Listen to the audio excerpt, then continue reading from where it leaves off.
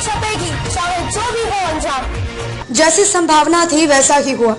जिला कलेक्टर कटनी में 26 जुलाई रात से 2 अगस्त सुबह तक के लिए तालाबंदी लागू कर दी है। इस तालाबंदी के लिए प्रशासन और नागरिकों का गैर जिम्मेदार रवैया जिम्मेदार है। शहर में पैर पसार रखे कोविड-19 के मरीजों की संख्या से ना तो नागरिकों के माथे बल पड़े, ना ही प्रशासन के। दोनों निश्चिंत नजर आ रहे हैं। पूरी तालाबंदी का असर मुख्य मार्गों में ही दिखाई देता था और आगे भी देगा। शहर में भीतरी इलाकों में रातें पहले की तरह ही गुलजार रहेंगी। धनिक वणिक पुत्रों की सूरा पार्टियां बेरोक टोक चलेंगी। भले ही पास पड़ोस के परिवारों को आपत्ति होती है तो होती रहे।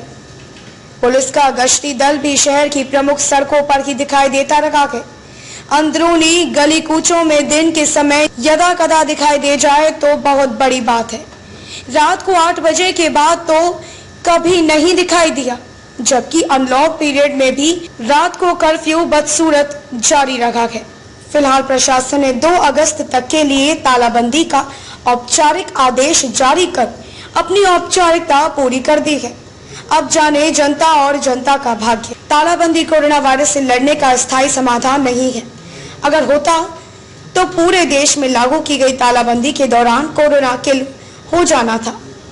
अनलॉक में जिस तरह से कोरोना पीड़ितों की संख्या में इजाफा हुआ है, उससे यह बात साबित होती है कि तालाबंदी के दौरान प्रशासन आंकड़ों की बाजीगिरी करता रहा है।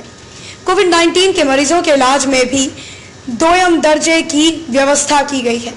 इसका सबसे बड़ा उदाहरण खुद प्रदेश के मुख्यमंत्री ने शासकीय अस्पताल में भर्ती होने के बजाय प्राइवेट अस्पताल चिरायू में भर्ती होकर दे दिया है। तालाबंदी लागू करना प्रशासन की नाकामी ही कही जाएगी। यदि अनलॉक पीरियड में प्रशासन द्वारा समुचित कारगर कदम उठाए गए होते और लोगों द्वारा गैर जिम्मेदार रवैया नहीं अपनाया गया होता तो लॉकडाउन की जरूरत ही नहीं होती। एक बार फिर साबित हो गया है कि नियम कायदों का पालन करने वाले बेवकूफ होते हैं। अराजक तत्वों की गफलत का खामियाजा अमन पसंद लोगों को उठाना पड़ता है। एक बार फिर आम आदमी अपनी जरूरतों को पूरा करने के लिए मुसीबतों का सामना करेगा।